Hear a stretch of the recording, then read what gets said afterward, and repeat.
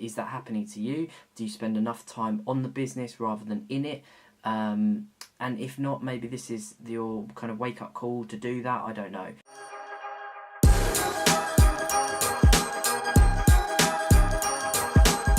Hi everyone, and welcome back to another business vlog. Thoughts, tips, musings, advice, actionable stuff that you can take away and use in your business today.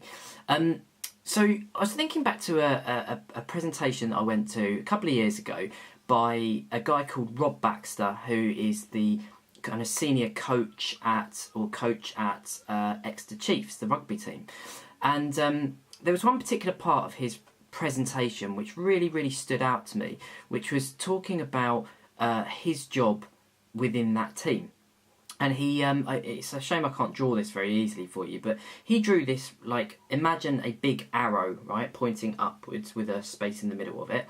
And he drew lots of arrows pointing within this arrow, pointing all different directions. And then the next slide, he drew the same arrow, and then he drew lots of arrows pointing up in the same way that the big arrow was pointing. And basically what he was saying is that his job is to get a team of people all pointing in the right direction for the same goals. And anyway, this really resonated with me, and it kind of got me thinking about leadership, and my job within my company is to set the strategic objectives of the business, to set the goals, to tell people what I expect of them within that and how their individual parts kind of fit together and play within that to achieve those goals. And I'll be honest, it's something that I probably haven't done as well as I should have done. And in fact, actually, this week, having come off the back of paternity leave, I sat down with a couple of my guys, and it became pretty clear that maybe over the last 3 to 6 months I've maybe taken my eye off the ball a little bit with this. And that's because, you know, I've had a lot on my plate. I've had the new baby come along.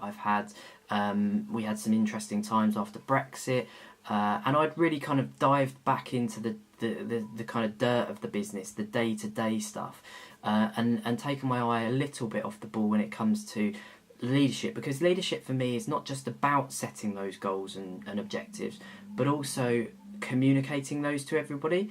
I think it's really easy when you run a business to forget that a lot of the individuals within that business don't have the luxury of being a party to kind of conversations that go on behind closed doors, senior managers, senior people within the business talking about all of the kind of things that for the future, when actually what they really need to do is do that bit, which is the easy bit really, but then actually communicate that to the rest of the business as well. So I actually spent a relatively long time last night crafting an email which kind of laid out where we're going as a business over the next year, what we're investing in, what we think about the individual parts of the business, and where we want to spend our time and all that kind of stuff, and sent it out last night to everybody, just so that everyone was really clear. And I'm really glad I did that. I got some quite nice feedback from the guys, but it just made me think again just how important it is when you're a leader to explain where you see the business going, so that people have something to follow, because people need that in a business.